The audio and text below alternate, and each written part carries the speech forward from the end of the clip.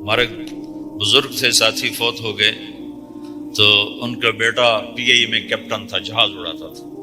تو انہوں نے کہا بیٹا نماز پڑھ لیا کر. کہا ابا فرصت نہیں ملتی، بہت کام ہوتا. کہا اچھا چلو نماز کے وقت ایک آدمی کو دعوت دے دیا کر. 5 نمازیں ہیں، 5 دفعہ دعوت دے دیا کر. وہ کہنے لگا میں دعوت دوں؟ خود تو میں پڑھتا نہیں، دوسرے کو کیسے دعوت دوں؟ کہا بیٹا ایک تو میری مان لے، نماز کا انکار کیا ہے تو یہ تو مان لے کہ چلو کسی کو کہہ دیا کر کہ بھائی نماز پڑھا کرو. کہا چلو یہ تو آسان ہے، میں کہہ دوں گا. تو اس نے اپنے ابا کی بات مان لی. ہر نماز پہ 1-2 کو کہہ دیتا بھائی نماز پڑھا کرو. اس کے والد فوج میں جرنیل تھے، یہ کیپٹن تھا. دونوں کی ملاقات نہیں ہوئی. 6 مہینے بعد باپ بیٹا کی ملاقات ہوئی تو دیکھا تو کپتان صاحب کی داڑھی بھی اور ماتھے پہ محراب بھی. انہوں نے کہا بیٹا یہ کیا ہوا؟ کہا آپ نے مجھے پھنسا دیا. وہ جب میں لوگوں کو کہتا رہا تو میرے اپنے اوپر اثر ہونا شروع ہو گیا کہ میں اپنے آپ کو ملامت کرنے لگا کہ اوروں کو تو کہہ رہا ہے، خود تو پڑھتا نہیں. کہ اس نے مجھے کھڑا کیا اور میں نماز پہ آیا. پھر ایک دن شیو کرنے لگا، شیشے میں کھڑا دیکھ رہا تھا تو میں نے کہا جب اللہ کو سجدہ کر رہا ہوں تو چہرے پہ نبی کی سنت بھی ہونی چاہیے. تو میں نے سیفٹی بھی پھینک دی، میں داڑھی بھی رکھ لی. تو تبلیغ کا کام کرتے رہنا، ہم فرشتے نہیں بن سکتے. ایک دفعہ ایک آدمی نے میرے اوپر بڑی چڑھائی کی، تم تبلیغ والے منافق ہو، کہتے کچھ ہو کرتے کچھ ہو، تمہارے قول اور فعل میں بہت فرق ہے بہت. جب ان کا غصہ اتر گیا تو میں نے ان سے کہا بھائی 100 نمبر تو اللہ نے بھی نہیں مانگے، آپ کیوں مانگتے ہو؟ اللہ نے کہا ہے فمن ثقلت موازینہ، جس کی نیکیاں بڑھ جائیں گی گناہ تھوڑے ہوں گے تو پاس کر دوں گی. تو 100 نمبر تو اللہ نے بھی نہیں کہا کہ ایک گناہ تیرے کھاتے میں نہیں ہونا چاہیے. 100/100 نمبر لے گا تو جنت دوں گا، نہیں تو ریپٹ مار کے جہنم میں ڈالوں گا. تو 100 نمبر تو اللہ بھی نہیں مانگتا. اسے پتا ہے میرا بندہ کمزور ہے، کبھی گناہ کرے گا کبھی نیکی کرے گا. تو وہ کہتا ہے جس کے پاس 51 نیکیاں ہوئیں اور 50 گناہ ہوئے تولوں گا تو 51 جھک جائیں گے نا، 50 معاف.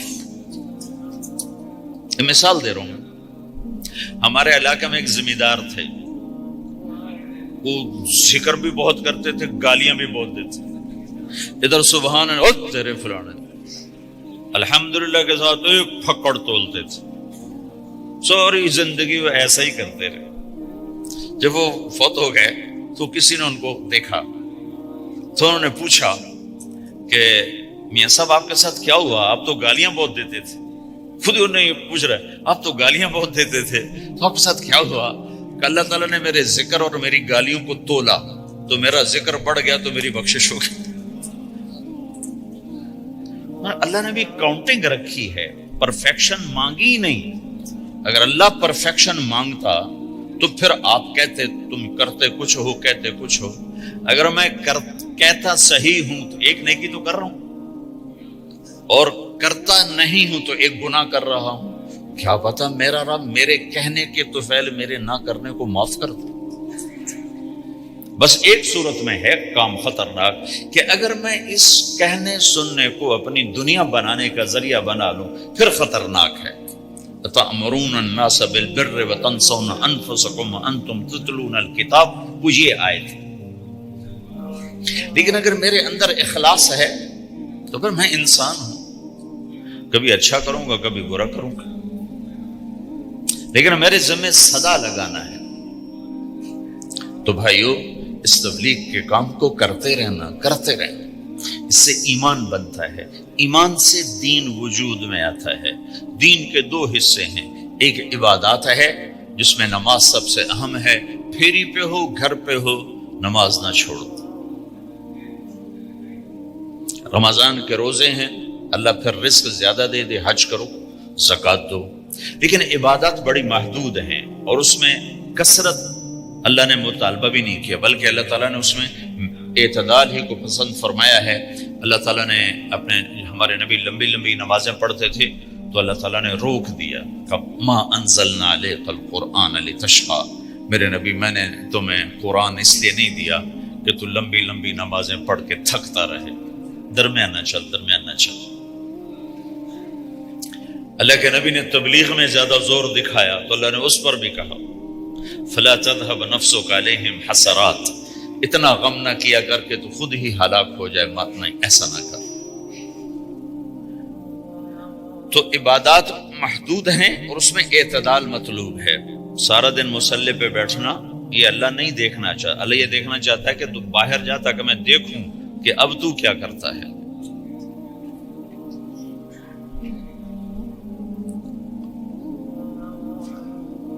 دوسرا حصہ اس کا اخلاقیات ہے، آپس کی معاشرت ہے۔ دین جو اثر انداز ہوتا ہے وہ معاشرت سے اثر انداز ہوتا ہے، عبادت سے نہیں، عبادات سے نہیں۔ عبادت تو مسجد کے اندر ہے یا مصلی پر گھر کے اندر ہے، روزہ اندر کی چیز ہے، حج بیت اللہ میں ہے، زکوٰۃ مسلمان کو دی جاتی ہے۔ تو دنیا میں دین پھیلنے کے لیے اور اپنوں کو دین کے قریب کرنے کے لیے جو سب سے بڑا عمل ہے وہ بھائیو اچھے اخلاق۔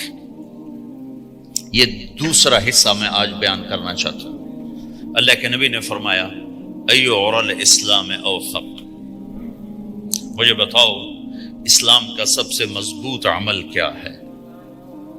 تو صحابہ نے کہا الجہاد، یا رسول اللہ جہاد۔ اسلام کا سب سے مضبوط عمل کیا ہے؟ صحابہ نے کہا جہاد۔ تو آپ نے کہا وحسن وما هو به، ہاں جہاد بہت اچھا عمل ہے لیکن سب سے بڑا عمل نہیں ہے، سب سے مضبوط عمل نہیں ہے۔ انہوں نے کہا جی الصلاۃ، نماز۔ تو آپ نے کہا ہاں وحسنۃ وما هي بها، نماز بھی بہت اچھی چیز ہے لیکن وہ نہیں جو میں پوچھ رہا ہوں، سب سے اعلیٰ، سب سے اوپر، سب سے مضبوط نہیں۔ انہوں نے کہا جی الحج، حج۔ تو آپ نے کہا حج بھی بہت اچھا عمل ہے لیکن وہ نہیں جو میں نے پوچھا ہے۔ پھر صحابہ نے کہا جی روزہ، آپ کا روزہ بھی بہت اچھا ہے لیکن وہ نہیں جو میں نے پوچھا ہے۔ تو پھر صحابہ نے کہا یا رسول اللہ پھر آپ ہی بتائیں، ہمیں تو نہیں پتا۔ تو ہمارے نبی عبادات سے اوپر لا رہے ہیں، اپنے ساتھیوں کو عبادات پہ قائم کر دیا۔ ہر آدمی نمازی بن چکا ہے، ہر آدمی روزے دار بن چکا ہے، ہر آدمی مالدار زکوٰۃ دینے والا بن چکا ہے، اور ہر آدمی حج کا جذبہ پیدا کر چکا ہے۔ اب آپ ان کو اخلاق پہ لانا چاہتے ہیں، چونکہ اسلام کی تکمیل اخلاق سے ہے۔ اسلام کو تشبیہ دی گئی ہے گھر کے ساتھ، بنی الاسلام علی خمس، تو بنیا کا لفظ عمارت پر بولا جاتا ہے۔ تو اسلام کی بنیاد میں ہے کلمہ، نماز، روزہ، حج، زکوٰۃ۔ اگر اس مسجد کی بنیادیں بھر دی جائیں تو اس کو مسجد تو نہیں کہیں گے نا، ہاں جی بنیادیں ڈال دی ہیں، چھت ڈالنی ہے، جب چھت پڑے گی تو پھر یہ مسجد کہلائے گی۔ تو اسلام کی بنیاد قائم ہو چکی تھی، اب آپ چھت ڈالنا چاہتے تھے۔ چھت کیا ہے؟ وہ اچھے اخلاق ہیں، تو اب آپ ان کو اوپر لا رہے ہیں، اوپر لا رہے ہیں۔ تو آپ نے جب پوچھا تو انہوں نے وہی کہا جو انہوں نے ابھی سیکھا تھا، نماز، روزہ، جہاد، حج، لیکن آپ نے سب کی نفی کر دی، نہیں یہ بھی نہیں، یہ بھی نہیں، یہ بھی نہیں، یہ بھی نہیں۔ اچھا یا رسول اللہ آپ بتائیں۔ تو آپ نے فرمایا ان اوثق عر الاسلام الحب للہ والبغض للہ، اسلام کا سب سے مضبوط عمل وہ آپس میں اللہ کے لیے محبت کرنا ہے۔ اسلام کا سب سے مضبوط عمل وہ آپس میں اللہ کے لیے محبت کرنا ہے۔ اسلام کا سب سے مضبوط عمل وہ محبت ہے، اللہ کے لیے بغض ہے، اللہ کے لیے محبت ہے، یہ اسلام کا سب سے مضبوط عمل ہے۔ تو بھائیو یہ چھوٹا سا معاشرہ اسلامی بن جائے، اس کے لیے بنیاد میں نے پہلے بتا دی، اب چھت بتا رہا ہوں، وہ ہیں اچھے اخلاق۔ اللہ تعالیٰ نے جب ہمارے نبی نے نماز لمبی پڑھی تو اللہ نے کہا درمیانی پڑھو، میں نے ابھی بتایا۔ تبلیغ میں دکھ زیادہ جھیلا تو اللہ نے کہا درمیانہ چلو، لیکن جب اللہ کے نبی نے اخلاق بلند کیے، اخلاق، تو اس پر بھی اللہ تعالیٰ فرماتا میرے نبی ذرا اتنا نرم نہ ہو، تھوڑا سا سختی دکھا، آنکھیں دکھا۔ تھوڑا شوشاں کر ہے تو میرے رب نے کیا کہا؟ واہ، میرے رب نے آپ کے اخلاق کی جیسی تعریف کی ہے، آپ کے کسی عمل کی ایسی تعریف نہیں کی۔ نماز کو کہا معتدل، اعتدال، دعوت کو کہا اعتدال، اور اخلاق کو کیا کہا؟ انک لعلی خلق عظیم۔ اور اس کو طاقت پہنچائی قسم اٹھا کے، نون، پھر قسم اٹھائی قلم کی جو علم کا ذریعہ ہے، والقلم وما یسطرون، مجھے قسم ہے قلم اور اس کی تحریر کی، ما انت بنعمت ربک بمجنون وان لک لاجرا غیر ممنون۔ ان دو آیتوں کو چھوڑ کر اگلی جو آیت آ رہی، وانک لعلی خلق عظیم، اے میرے محبوب میں قسم اٹھاتا ہوں قلم اور اس کی تحریر کی، تیرے اخلاق بڑے عالی شان ہیں۔ یہ نہیں کہا تیرے اخلاق بڑے عالی ہیں، انک لعلی، علا، علا کا یہاں بہت عظیم الشان کردار ہے۔